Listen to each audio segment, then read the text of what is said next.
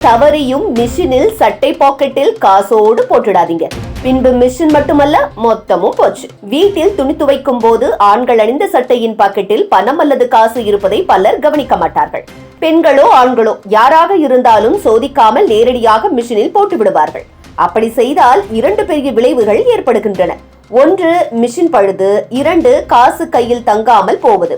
இதை விஞ்ஞானமும் ஆன்மீகமும் சோதித்து பார்த்தால் நம்ம வாழ்க்கைக்கு பெரிய பாடம் கிடைக்கிறது. முதலில் அறிவியல் கோணத்தில் பார்க்கலாம். மிஷினில் காசு காயின் போனால் அதன் சுழற்சி பாதிக்கப்படும். உலோக காசு சுழலும் போது அடிப்பது போல சத்தம் எழும். அந்த அடிகள் மிஷினின் ட்ரம்முக்கும் பைப்புக்கும் சேதத்தை ஏற்படுத்துகிறது. ஒரு சிறிய கவனக்குறைவாலே 1000, 2000 செலவு வைக்க வேண்டிய நிலை ஏற்படுகிறது. 2வது, பணம் என்பது உலோக காசோ நோட்டோ எதுவாக இருந்தாலும் அதில் கிருமிகள் நிறைந்திருக்கும். அதை தண்ணீரில் கலந்து சுத்தம் செய்வதால் துணி அழுக்கு நீங்காமல் மீண்டும் கிருமி பரவக்கூடும். அதாவது துணி சுத்தமாக வேண்டும் என்ற வேலை நாமே செய்யும் தவறால் பூரணமடையாமல் போகிறது. 3வது பார்க்கும்போது கையில் வந்த காசு கவனக்குறைவால் தங்காமல் போகிறதே என்பதாலேயே ஒரு பெரிய பாடம் இருக்கிறது. பணம் எளிதில் வரலாம், ஆனால் அது கையில் நிலைத்திருக்க ஒருவர் அக்கறையுடன் கவனமாக இருக்க வேண்டும்.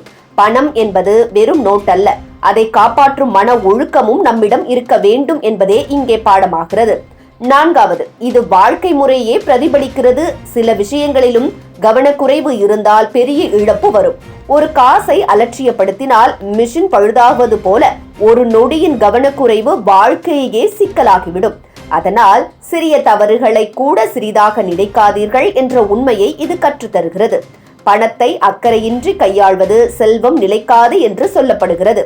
எப்படி பழைய காலங்களில் தங்கம், வெள்ளி பொருட்களை பூஜை செய்து பாதுகாத்தார்களோ அதே போன்றுதான் கையில் வரும் காசையும் அக்கறையுடன் பராமரிக்க வேண்டும் என்பதே இந்த சம்பவத்தின் அடிப்படை அர்த்தமாகும்.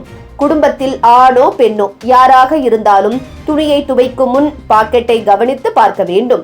அது வெறும் மிஷின் பாதுகாப்புக்காக மட்டுமல்ல, வாழ்க்கை நடத்தும் பண்பையும் வளர்க்கும் பழக்கமாகும். கவனமாக பார்த்தால் இழப்பு தவிர்க்கப்படும். கவனக்குறைவால் பணமும் போகும், நிம்மதியும் போகும். மொத்தத்தில் பார்த்தால் வாஷிங் மிஷினில் காசு போவது என்பது ஒரு சின்ன சம்பவமாக தோன்றலாம், ஆனால் அது நம் வாழ்க்கைக்கு பெரிய பாடமாக நிற்கிறது. பணம் வந்தால் பாதுகாப்பும் தேவை, கவனக்குறைவு வந்தால் இழப்பும் உறுதி. அறிவியல் சொல்லும் எச்சரிக்கையும் ஆன்மீகம் சொல்லும் ஒழுக்கமும் சேர்ந்தே பாடம் இது.